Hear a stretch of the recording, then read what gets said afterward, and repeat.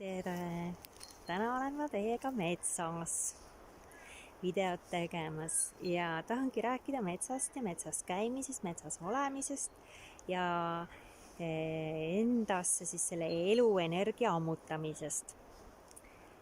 Eestlased on ennast ikka metsarahvaks pidanud, kuigi viimaste aastakümnete jooksul me tegelikult sihiteadlikult riik on metsa hävitanud ja metsa jääb järjest vähemaks, ehk siis meie side metsaga ka on väga-väga palju nõrgemaks jäänud. Ma olen kuulnud, on palju selliseid inimesi, kes kurdavad, et nad ei julge metsa minna, sest seal on puugid ja putukad ja ussid ja siis nad ei vii ka oma lapsi metsa ja niimoodi ongi, inimesed on oma helendavate ekraanide taga ja jääb see side loodusega järjest nõrgemaks. Aga inimene ei ole looduse kroon, inimene on osa loodusest ja kui me kaotame sideme loodusega, siis me tegelikult jääme nõrgaks. Ja kui me hävitame looduse, siis me sureme. Et lihtne see on. Ja kuidas siis luua või taasluua see side loodusega? Et kõigepealt märka, kuidas sa looduses käid. Kas sa lähed metsa sellepärast ainult, et korjata marju ja seeni või viia sinna oma grill ja veeta seal aega või minna ja kõndima ja lobiseda samal ajal mõne sõbraga või sõbrannaga. Et kuidas sa metsas käid? Ja kutsun sind üles võtma aeg-ajalt endale aega, et minna metsa sellise täieliku kohalolu meeleseisundis. Jaapanlased kutsuvad sellist asja metsakümbluseks ja meilgi vist juba räägitakse sellest. Aga kuidas siis mina soovitan seda teha?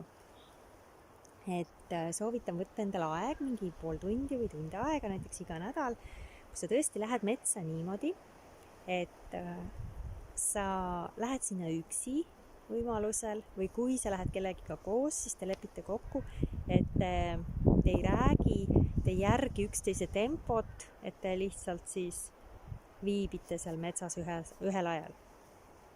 Et sa jätad koju kõik oma kõrvaklapid ja telefonid ja muusikad ja ma ei tea, mis veel. Ja fotokaamerad ja sa lähed metsa selle taotlusega olla metsas kohal ja kuulata, mis metsal sulle öelda on. Et inimsuhetes on ju ka, et kui me oleme paarisuhtes, selleks kui me tahame saada lähedasemaks ja parandada oma paarisuhet, siis on hästi oluline, et me oleksime kohal. Kui me samal ajal teeme 100 muud asja ja me ei ole oma mõttega kohal, oma meelega kohal selle inimese juures ja selle suhte juures, siis me ei saa seda parandada. Ja sama kehtib ka metsa puhul. Ehk siis soovitan jätta kõik need asjad koju ja teha endaga kokkulepe, et täna ma lähen metsa, et olla metsas kohal ja õppida metsa tundma ja kuulata, mis metsal mulle öelda on.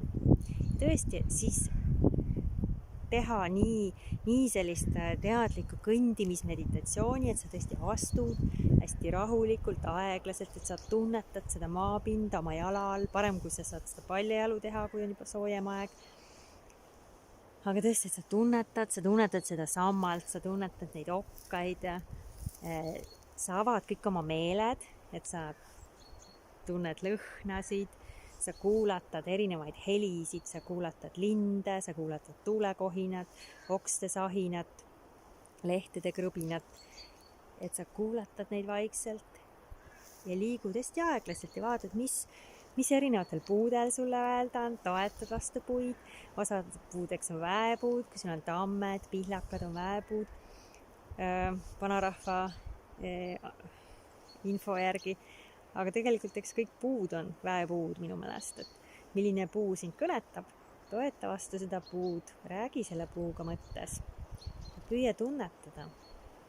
Ja kui võimalik, siis ole paljajalu näiteks kuskil sambla peal mõnda aega ja teadlikult tõmba seda maaenergiat endasse. Et maaenergia annab sulle hästi palju jõudu ja väge.